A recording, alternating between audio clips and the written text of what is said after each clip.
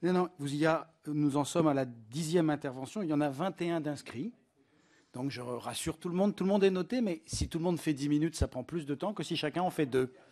Voilà. Merci, Monsieur le Président. Je vais essayer d'être la plus concise possible. Alors, personnellement, j'ai toujours eu sur ces questions-là peut-être une position un petit peu intermédiaire. Je vais m'expliquer très rapidement. Premièrement, comme beaucoup d'entre vous, je pense que notre société évolue, c'est une certitude, que les libertés familiales font qu'aujourd'hui, on a de multiples situations. On a parlé évidemment beaucoup des familles homoparentales, on a parlé des familles recomposées, il y a aussi les familles monoparentales. Je crois qu'aujourd'hui, si les éléments que j'ai sont exacts, nous devons avoir environ 65% d'enfants qui vivent dans un couple marié. Donc il est évident que les situations sont nombreuses. Maintenant, l'analyse que nous faisons les uns et les autres évidemment diffère sur l'idée que, sous prétexte que cette situation est évidemment très ouverte aujourd'hui, j'ai entendu avec plaisir que certains défendaient beaucoup le mariage aujourd'hui par rapport à ce qui a pu être avant, puisque c'est vrai qu'à une époque, on avait plutôt tendance à sous-entendre que le mariage était devenu une institution un petit peu ringard. Donc on peut s'en féliciter, puisque quelque part quand même, cette institution civile est la base de la construction et de la définition même de la famille et de la construction de notre société. En tout cas, c'est comme ça que la voient beaucoup de nos concitoyens. Maintenant, je pense que nous sommes aujourd'hui dans une société où, on le voit bien, opposer les pour et les contre sur une situation qui serait, alors comme certains de mes collègues l'ont repris, avec chacun leurs mots et leur positionnement, il y aurait les modernes et les conservateurs, il y aurait les pour et les contre. Je crois que la situation est bien plus complexe que ça. Pour ma part, je pense que nous aurions pu passer par une phase intermédiaire qui consistait à définir une union civile. On en a beaucoup entendu parler dans ce débat, qui aurait permis, dans le cadre de cette union civile, d'ouvrir de nouveaux droits. Et je pense d'ailleurs même, en tout cas ça c'est ma position personnelle, qu'on aurait pu bien sûr accorder la question de l'adoption simple. Alors, à ce propos d'adoption, moi je voudrais quand même attirer votre attention sur l'utilisation des mots. J'étais très surprise au début de vos propos, mesdames les ministres, sur l'utilisation alors effectivement de la filiation sociale, de l'adoption. En fait, moi je ne suis pas une spécialiste du droit, bien au contraire, mais j'ai quand même regardé d'assez près dans notre code civil, j'ai essayé de regarder un petit peu comment les choses étaient définies. Et dans ce débat, parce que peut-être ce débat n'est encore pas suffisamment ouvert au travers, dans le débat général avec nos concitoyens, on a quand même tendance à mélanger un peu tout. On mélange la filiation, on mélange l'adoption. Quand on parle d'adoption, beaucoup de gens ne savent pas que dans notre pays, il y a ce qu'on appelle l'adoption simple et l'adoption plénière, qui sont quand même deux choses très différentes.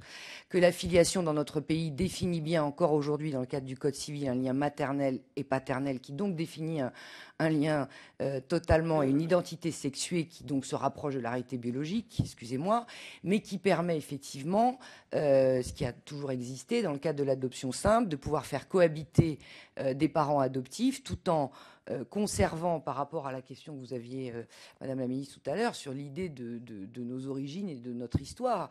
Il est évident que pouvoir maintenir une existence d'une filiation biologique et de faire en sorte que demain, parce qu'on va avoir ce contrat, ce mariage pour tous, on pourra avoir sur un état civil d'un enfant des parents qui sont évidemment de père ou de mère, excusez-moi parce que parent 1, parent 2, j'ai un petit peu de mal quand même, parce que quelle que soit la situation que nous...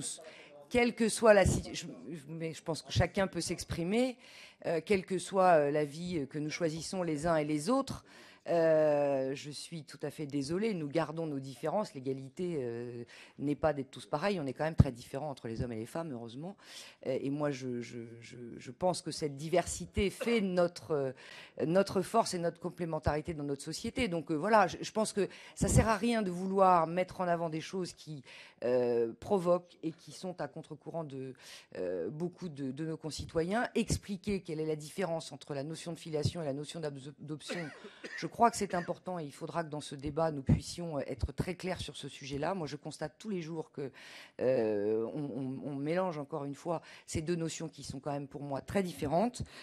Donc voilà, Madame la Ministre, je pense que cette question de la filiation, si nous pouvions rester sur une filiation qui évidemment permet de définir notre histoire à chacun d'entre nous et qui en même temps accepte qu'il y ait cette notion d'adoption, qu'il y ait cette notion de parents adoptifs, qui d'ailleurs, vous l'avez dit, ça peut aller très loin, puisque dans le cadre du statut du beau-parent, c'est ce qui existe aujourd'hui. Certains beaux-parents deviennent parents adoptifs, et vous avez donc des enfants qui ont deux pères. Ça fonctionne tout à fait correctement, et c'est très bien. Vous pouvez avoir aussi des situations avec des oncles et des tantes dans des situations familiales très compliquées. Voilà, donc on a aujourd'hui des outils juridiques qui nous permettaient probablement de répondre à un certain nombre de questions en ayant peut-être une étape intermédiaire pour, je crois, créer dans notre société un débat serein et encore une fois éviter que nous puissions